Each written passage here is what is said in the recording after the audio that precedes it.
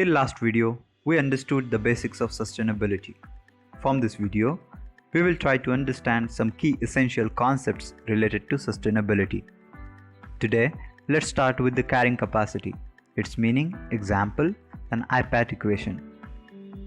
Carrying capacity is the maximum number of animals of one or more species that can be supported by a particular habitat or environment. Let's first visualize capacity. It is the ability to hold or contain people or things. What would be the maximum holding ability for this flask?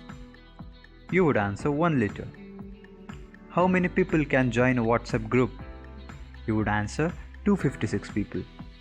Carrying capacity would have similar but additional meaning attached to it than just that of capacity.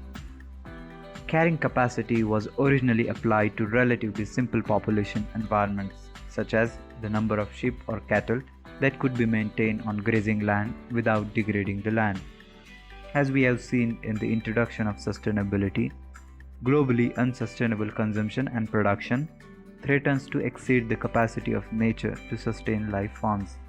This imbalance can be obviously seen whether we look at greenhouse gases, number of endangered species, increased atmospheric CO2 concentration, or deforestation.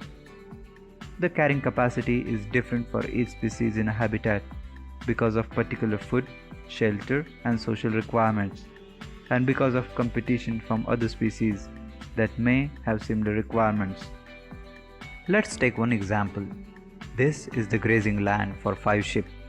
But when the number of sheep are increased gradually from 5 to 10, from 10 to 20, and so on, the pasture no longer can feed and support this much of sheep population, and we will say that the carrying capacity of the grazing land is exceeded. Thus, we can say that all natural resources have certain carrying capacity of its own, and that depends on the living elements associated with it. The concept of carrying capacity was applied to human populations in the 1960s. It was noted that the consumption habits of humans are much more variable than those of the other animal species, making it considerably more difficult to predict the carrying capacity of the earth for human beings.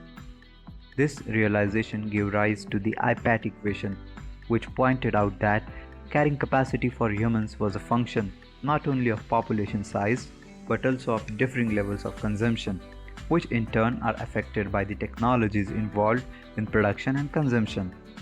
The equation is I is equals to P multiplied by A multiplied by T, where I stands for the impact of any population and can be expressed as the product of 3 characteristics: the population size P, its affluence or per capita consumption A, and the technologies T used to supply each unit of consumption. These factors are not independent.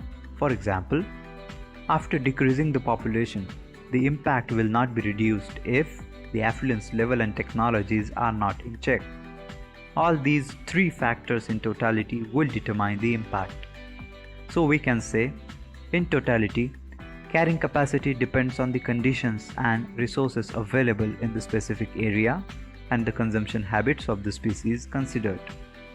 Because both what is available in the area and the consumption habits of the species change over time, carrying capacity is always changing.